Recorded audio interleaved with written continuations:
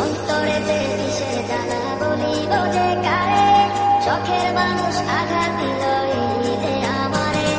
তার ভাবনায় পড়ে থাকি চাঁদের আলোয় বসে, এখন সে যে অন্যের ঘরে থাকে অন্যের সাথে। শখের মানুষ তোর কারণে রয়ে গেলাম একা, আর হবে না দেখা রে বন্ধু, আর হবে না দেখা। শখের মানুষ তোর কারণে রয়ে গেলাম একা, আর হবে না দেখা রে বন্ধু, আর হবে না দেখা।